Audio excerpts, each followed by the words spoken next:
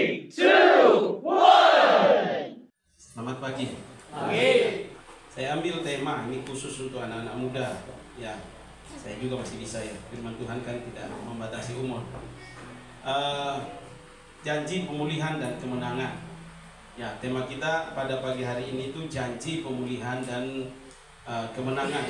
Nah, namanya janji itu pasti ditepati, apalagi kalau Tuhan yang berjanji. Nah, dalam hal ini janji Tuhan tentang pemulihan dan kemenangan. Coba kita lihat di dalam Yesaya pasal 54, nah ayat 1 sampai 17. Yesaya 54 ayat 1 sampai 17. Sorak-sorailah, hai si mandul yang tidak pernah melahirkan. Bergembiralah dengan sorak-sorai dan memekiklah, hai engkau yang tidak pernah menderita sakit bersalin. Sebab yang ditinggalkan suaminya akan mempunyai lebih banyak anak daripada yang bersuami. Firman Tuhan. Ayat 2. Lapangkanlah tempat kediamanmu dan bentangkanlah tenda tempat kediamanmu. Janganlah menghematnya. Panjangkanlah tali-tali kemamu dan pancangkanlah koko-koko patok-patoknya. Nah, seperti tema saya sampaikan tadi, janji pemulihan dan kemenangan. Nah, hari ini kita coba belajar di dalam Yesaya 54 ayat 1 sampai yang ke-17. Nah, ini kalau kita runut ke belakang atau kita belajar dari konteks firman Tuhan pada saat itu. Nah, bagian dari firman Tuhan yang penuh dengan, kalau kita lihat, penuh dengan janji pemulihan, penuh dengan janji pengharapan, dan juga kemenangan bagi setiap orang percaya. Nah, tentu pada waktu itu zamannya bangsa Israel. Nah, saudara yang dikasihi oleh Tuhan Yesus, nah seringkali kalian sebagai anak-anak muda mengalami berbagai tantangan, benar tidak? Ya, berbagai tantangan. Pernah merasa takut tentang masa depan? Pernah, bahkan mungkin saat ini. Pernah takut gagal? Pernah takut kecewa atau dikecewakan? Atau pernah merasa takut ditinggalkan? Pernah. Nah, ini masalah-masalah yang kita hadapi sebagai anak-anak muda. Tapi pagi hari ini firman Tuhan ingin menyampaikan kepada kita bagaimana kita bisa melihat Allah yang penuh dengan kasih menjanjikan kemenangan bagi setiap orang yang percaya kepadanya. Ya, garis bawahi yang percaya kepadanya. Nah, coba kita lihat ayat per ayat. Coba kita lihat di dalam ayat 1 sampai 6. Tadi udah baca sampai ayat 2 ya. Di ayat 3 dikatakan, sebab engkau akan mengembang ke kiri dan ke kanan, keturunanmu akan memperoleh tempat bangsa-bangsa dan akan menjadi kota-kota yang sunyi. Janganlah takut sebab engkau tidak akan mendapat malu, dan janganlah merasa malu sebab engkau tidak akan tersipu-sipu, sebab engkau akan melupakan malu keremajaanmu dan tidak akan mengingat lagi aib kejandaanmu. Sebab yang menjadi suamimu ialah Dia, garis besar di situ Dia itu D besar ya, artinya Tuhan, yang menjadikan engkau Tuhan semesta alam namanya. Yang menjadi penebusmu ialah Yang Maha Kudus Allah Israel. Ia disebut Allah seluruh bumi. Sebab seperti istri yang ditinggalkan dan yang bersusah hati, Tuhan memanggil engkau kembali. Masakan istri dari masa muda akan tetap ditolak firman Allahmu. Nah, poin pertama yang bisa kita pelajari dari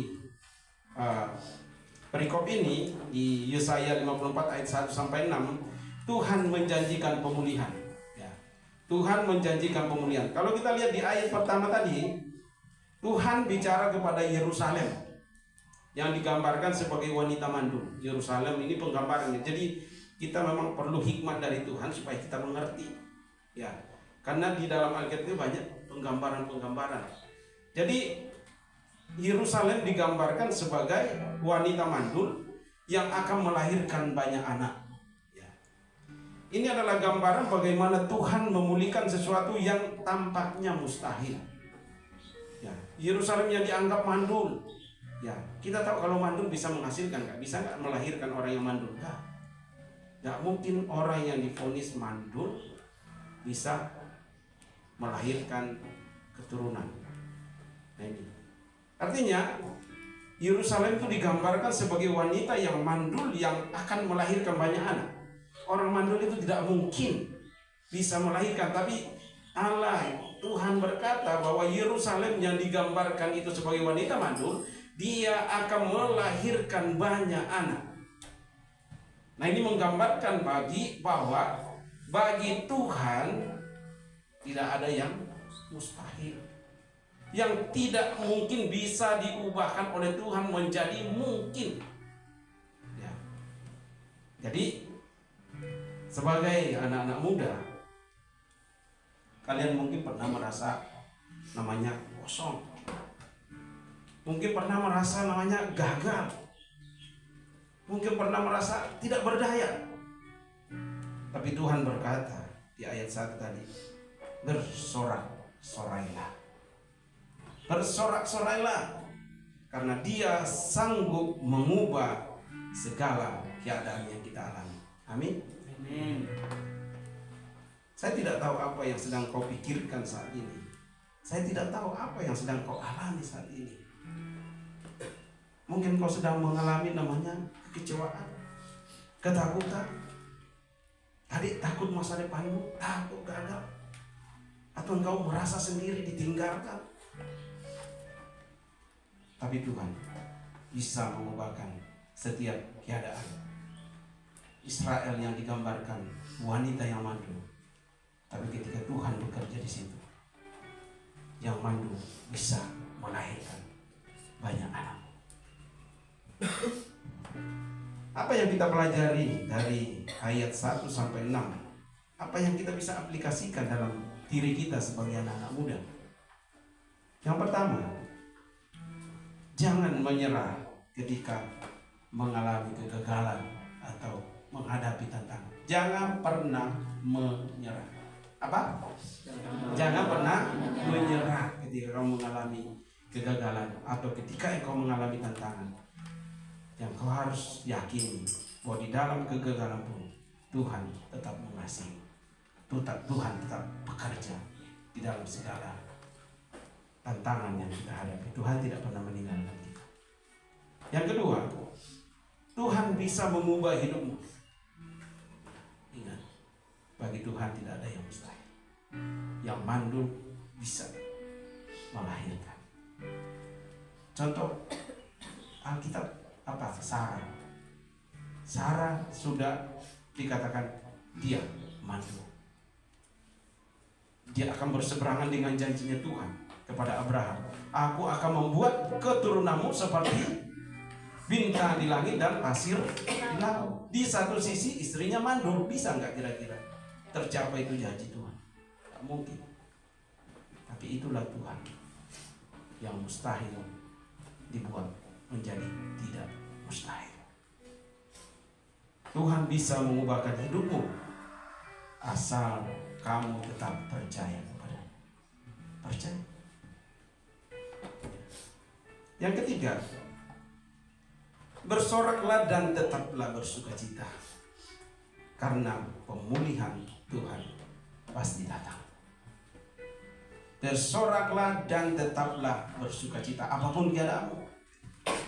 Kau sedang diproses, tetap bersukacita, tetap bersorak di dalam Tuhan. Karena Tuhan sedang bekerja untuk memulihkan kamu. Poin pertama yang kita pelajari, Tuhan menjanjikan pemulihan. Yang kedua, di ayat 2 dan 3, coba perhatikan di situ, di ayat 2 dan 3, kalau saya bacakan kembali. Lapangkanlah tempat kemahmu dan bentangkanlah tenda tempat kediamanmu, janganlah menghematnya.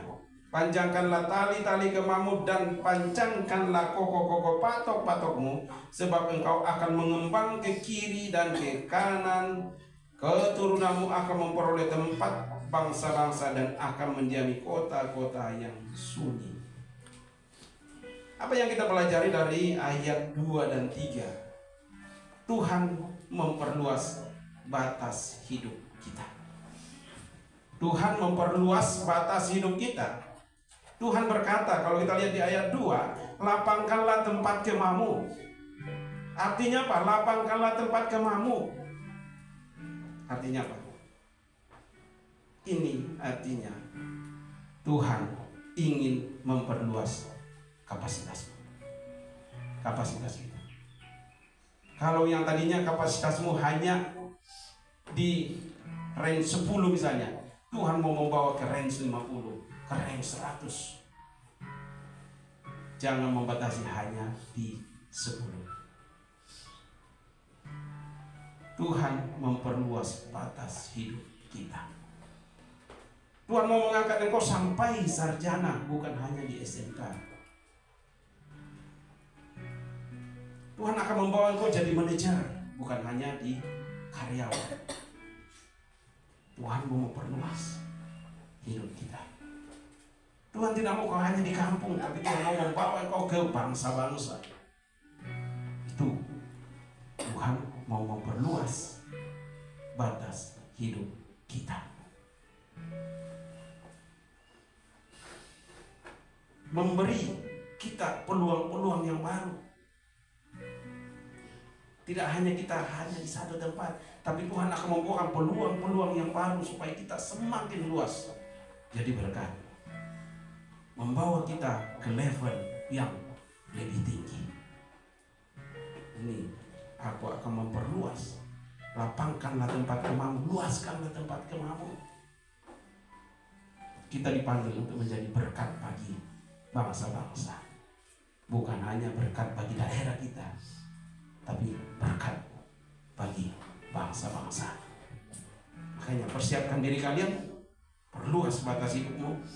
Jangan membatasi kapasitasmu, tapi kembangkan terus kapasitasmu. Tuhan sedang bekerja untuk membuat levelmu naik. Saya banyak lihat di kaos-kaos sekarang itu level up. Dulu angkatan kakak-kakak kalian yang sudah keluar dari tempat ini, zaman itu next level. Sekarang level up. Artinya apa itu level up? Naik, naik, naik. Apa yang kita petik sebagai anak-anak muda dari Yesaya 54 ayat 2 dan 3? 1. Berani keluar dari zona nyaman untuk bertumbuh. Saya kira kalian sudah keluar dari zona nyaman kalian dengan kamu datang ke tempat ini, meninggalkan kampung halamu itu. Sudah berani keluar dari zona nyaman. Berani keluar dari zona nyaman untuk bertumbuh. Ya. Yang kedua, percaya bahwa Tuhan akan membuka pintu kesempatan, baik itu dalam karirmu, baik dalam pendidikanmu, baik di dalam pelayananmu. Tuhan akan membuka pintu kesempatan-kesempatan yang baru sehingga engkau tidak berjalan di tempat. Makanya kita perlu mengevaluasi diri kita. Aku sudah setengah tahun di sini. Perubahan apa yang sudah aku lakukan? Aku sudah setahun di sini. Aku sudah 2 tahun di sini. Aku sudah 3 tahun di sini. Apa yang Tuhan bukakan dalam hidupku? Ya harus kita percaya sama Tuhan. Yang ketiga, ini penting. Jangan pernah membatasi dirimu sendiri. Tetapi percaya sama Tuhan. Karena Tuhan punya rencana yang besar bagimu. Abraham disuruh keluar dari Ur Kasdim. Tuhan tidak kasih tahu kamu kemana. Tapi Abraham hanya percaya. Ketika Tuhan memanggil engkau ke tempat ini, karena Tuhan sedang merencanakan sesuatu yang besar dalam hidup. Saya tidak tahu, mungkin engkau juga tidak tahu. Tapi modal kita percaya sama Tuhan dan berkata, ketika aku ada di tempat ini, Tuhan yang membawa aku ke tempat ini, pasti Tuhan sedang merancangkan sesuatu yang besar dalam hidupmu. Itu yang saya selalu percaya dalam hidup saya. Ketika saya meninggalkan kampung halaman saya, Tuhan sedang bekerja untuk sesuatu yang besar. Waktu itu saya nggak ngerti kenapa saya harus meninggalkan kampung saya, masuk ke kota, tinggal di asrama. Gak selesai di situ, saya harus ke Makassar. Saya harus tinggalkan Makassar ke Jawa. Dan saya melihat Tuhan sedang merancangkan yang besar dalam hidup saya. Bahkan sampai saat ini saya percaya bahwa tidak ada sampai di sini, tapi Tuhan sedang merancangkan yang lebih besar lagi. Karena kita dipanggil untuk menjadi berkat bagi bangsa-bangsa. Abraham dipanggil keluar bukan hanya untuk menjadi berkat bagi keluarga. Prosesnya panjang sampai menjadi bangsa. Dan kita melihat semua sekarang, siapa yang tidak pakai teknologinya Israel? Siapa yang tidak pakai penemuan-penemuan orang Israel, orang Yahudi? Itulah yang jadi berkat bagi bangsa-bangsa. Dan Yesus lahir dari mana? Dari keturunan Yahudi. Menjadi berkat bagi dunia. Apa yang Tuhan janjikan pasti terjadi. Jadi percaya saya sama Tuhan. Yang ketiga, kasih setia Tuhan tidak akan meninggalkan kita. Ayat 7 dan 10 coba saya bacakan di ayat 7 dan 10 dikatakan di situ. Hanya sesaat lamanya aku meninggalkan engkau, tetapi karena kasih sayang yang besar aku mengambil engkau kembali. Dalam murka yang meluap aku telah menyembunyikan wajahku terhadap engkau sesaat lamanya, tetapi dalam kasih setia abadi aku telah mengasihi engkau, firman Tuhan penebusmu. Tiada ini bagiku seperti pada zaman Nuh, ketika Nuh telah bersumpah kepadanya bahwa air bah tidak akan meliputi bumi lagi. Demikianlah aku telah bersumpah bahwa aku tidak akan murka terhadap engkau dan tidak akan menghardik engkau lagi. Sebab biarpun gunung-gunung beranjak dan bukit-bukit bergoyang, tetapi kasih setiaku tidak akan beranjak daripadamu, dan perjanjian damaiku tidak akan tergoyang, firman Tuhan yang mengasihi engkau. Ada lagunya kan? Biarpun gunung-gunung beranjak, kasih setia Tuhan tidak akan pernah pergi dari kita. Jadi pelajaran apa yang kita dapatkan dari Yesaya 54 ayat 7 sampai 10, bahwa kasih setia Tuhan tidak akan pernah meninggalkan kita. Di dalam kejatuhan kita sekalipun, kasih setia Tuhan tetap ada bersama dengan kita. Di dalam ayat 7 dan 8 tadi kita sudah baca, Tuhan berkata bahwa meskipun ada saat-saat sulit, kita harus percaya, kita harus pegang, walaupun kita ada di dalam Tuhan, bukan berarti semua tidak akan sulit. Di dalam Tuhan pun, di dalam kesetiaan kita kepada Tuhan sekalipun, kadang masa-masa sulit itu datang. Tapi percayalah bahwa kasih setia Tuhan tidak akan pernah beranjak daripada kita. Kasih setianya tidak akan meninggalkan kita semua. Bahkan di dalam ayat 10 dikatakan Tuhan berjanji.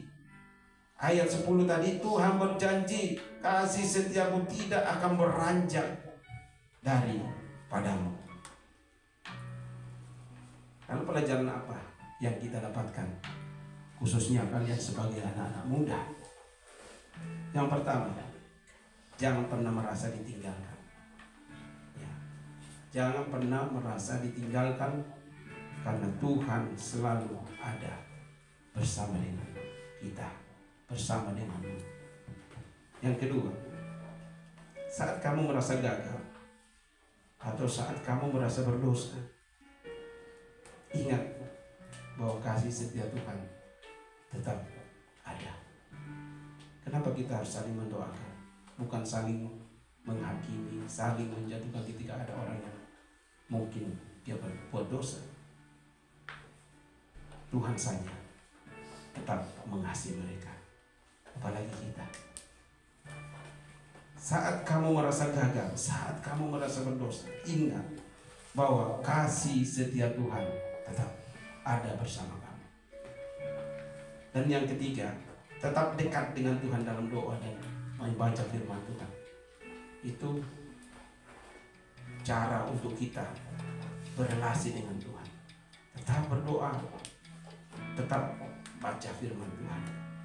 Dan yang terakhir di ayat 11 dan 17 itu panjang. Hai yang tertindas, yang dilanggar angin badai, yang tidak dihiburkan, sesungguhnya aku akan meletakkan alasmu dari batu hitam dan dasar-dasarmu dari batu nilam. Aku akan membuat kemuncak tembokmu dari batu delima, pintu-pintu gerbangmu dari batu manikam merah, yang segenap tembok pembatasmu dari batu permata. Semua anakmu akan menjadi murid Tuhan, dan besar kesejahteraan mereka. Engkau akan ditegakkan di atas kebenaran, engkau akan jauh dari pemerasan, sebab engkau tidak usah lagi takut, dan engkau akan jauh dari kejutan, sebab ia tidak akan mendekat kepadamu. Apabila orang menyerbu, itu bukanlah daripadaku. Siapapun yang menyerbu engkau, ia akan rebah melawan engkau. Sesungguhnya akulah yang menciptakan tukang besi, yang menghembus api dan menghasilkan senjata menurut kecakapannya. Tetapi akulah yang akan menciptakan pemusnah untuk merusakkannya. Setiap senjata yang ditempa terhadap engkau tidak akan berhasil, dan setiap orang yang melontarkan tuduhan melawan engkau dalam pengadilan akan engkau buktikan salah. Inilah yang menjadi bagian hamba-hamba Tuhan dan kebenaran yang mereka terima daripadaku. Demikianlah firman Tuhan. Di poin terakhir dari ayat Yesaya 54 ayat 11 sampai 17 dikatakan Tuhan memberikan kemenangan. Tuhan memberikan kemenangan. Di ayat terakhir dari pasal ini kalau kita lihat, nah ini kembali menegaskan bahwa Tuhan akan melindungi kita dari musuh dan memberikan kemenangan kepada kita. Ayat 17 dikatakan setiap senjata yang ditempa terhadap engkau tidak akan berhasil. Kita tidak tahu, mungkin ada orang yang merencanakan yang jahat kepada kita, tapi firman Tuhan katakan mereka tidak akan berhasil untuk menjatuhkan engkau. Ketika engkau berjalan bersama dengan Tuhan, mungkin suatu waktu engkau ada di kerjaan, ada orang yang iri sama engkau dan mau menjatuhkan engkau dengan berbagai cara. Tapi ketika engkau berjalan bersama dengan Tuhan, firman Tuhan katakan setiap senjata yang ditempa, setiap rencana-rencana jahat yang direncanakan untuk menjatuhkan engkau tidak akan pernah berhasil. Manusia boleh merancangkan yang jahat, tapi rancangan yang jahat Tuhan ubahkan menjadi berkat bagimu. Yusuf, saudara-saudaranya merancangkan yang jahat bagi dia, tapi Tuhan merancangkan yang indah bagi dia. Bahkan dia jadi penguasa di Mesir. Dari rancangan jahat, mau dibunuh, dijual, tidak hanya itu, sama istri Potifar difitnah dan lain sebagainya. Tapi rancangan-rancangan jahat itu Tuhan gagalkan semua. Dan lihat apa yang terjadi. Yusuf menjadi pemelihara keluarga. Saya tidak tahu, mungkin banyak juga yang mau menjatuhkan saya dengan berbagai cara yang mereka lakukan. Tapi aku hanya berseru-seru, aku berjalan bersama dengan Tuhan, dan biarlah Tuhan yang berperkara dengan mereka. Dan setiap rancangan yang tidak baik Tuhan ubahkan menjadi berkat bagi saya. Kita berkata seperti itu aja. Biarlah orang merancangkan yang jahat, apalagi kalau kita nggak tahu, dan Tuhan kita nggak tahu, tapi mereka rancangkan yang jahat bagi kita. Kita nggak tahu apa yang mereka rencanakan, tapi percaya saja bahwa setiap rencana, setiap senjata yang mereka rancangkan untuk kita tidak akan berhasil, karena Tuhan berjalan bersama dengan kita. Apa yang kita dapatkan dari ayat 11 sampai 17, khususnya untuk kalian anak-anak muda? Jangan takut akan tantangan hidup. Selagi kita menginjak tanah, tantangan, masalah akan selalu ada. Tapi pesan firman Tuhan, jangan takut akan tantangan hidup, karena Tuhan sudah menjanjikan kemenangan bagimu. Yang kedua, jika ada orang yang meragukanmu atau menjatuhkanmu, ingat bahwa Tuhan menjadi pembela. Dan yang terakhir, tetap percaya dan melangkah dalam iman. Iman itu walaupun kita belum lihat, tapi kita percaya bahwa itu sudah terjadi. Itu iman. Saya tidak tahu apa yang kamu nangkap gak firman Tuhan ini, tapi setiap firman yang disampaikan tidak akan kembali dengan sia-sia, tapi dia akan bekerja dalam hatimu. Dan kita akan selalu dengar firman Tuhan, dari buahnya lah kamu mengenal mereka. Keberhasilan kau di pas ini dari buahnya lah ketika kau meninggalkan tempat ini. Dari buah-buahmu siapa ya? Kita lihat. Keluar dari zona nyaman. Jangan jadi orang cengeng. Punyalah mental pemenang. Jangan salah sedikit mau tinggalkan tempat ini. Itu mental budak. Takut menghadapi tantangan hidup.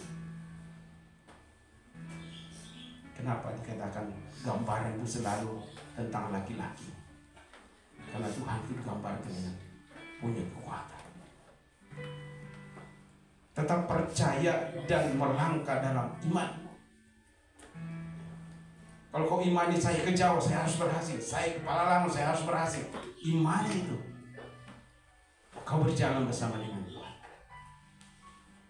Karena Tuhan sudah menyiapkan masa depan yang baik bagimu. Saya katakan noise itu selalu ada di sekitar kita. Dan noise itu bisa dipakai Tuhan untuk menggagalkan rencana yang Tuhan sudah kerjakan dalam hidupmu. Kenapa? Di Alkitab yang selalu diulang-ulang kata-kata waspadalah dan berjaga-jagalah. Karena iblis berjalan mengaum-ngaum untuk mencari mangsanya. Jadi dari perikop ini ada 4 hal yang kita pelajari. Pertama, Tuhan menjanjikan pemulihan bagi setiap orang yang percaya kepadanya. Yang kedua, Tuhan memperluas batas hidupmu. Tuhan tidak hanya mengejar sekedar itu cukuplah kau lulus SMK. Tuhan sedang merancangkan kau naik level sehingga orang akan menghargai engkau. Yang ketiga, kasih setia Tuhan tidak akan pernah meninggalkan kita. Dan yang keempat, Tuhan selalu memberikan kemenangan bagi orang-orang yang dikasihi. Jadi dalam Yesaya 54 adalah janji besar bagi kita sebagai anak-anak Tuhan. Tuhan akan memulihkan keadaan kita. Tuhan akan memperluas hidup kita. Tuhan akan tetap memberikan kasih setia. Dan Tuhan akan memberikan kemenangan demi kemenangan bagi kita. Apapun tantangan yang kalian hadapi, ingat bahwa Tuhan setia dan akan membawa kalian semua kepada rencangannya. Bukan rancangan kita, tapi kepada rancangannya yang luar biasa. Mari kita renungkan, apakah ada hal dalam hidupmu yang perlu dipulihkan oleh Tuhan? Hanya engkau dengan Tuhan yang tahu. Bagaimana kamu bisa memperluas kapasitasmu dalam layanan, dalam pendidikan, dalam kehidupanmu pribadi?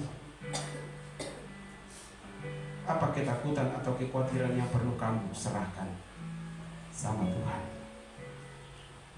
Mari kita ambil waktu sejenak, tundukkan kepala kita. Kita renungkan firman Tuhan pada pagi hari.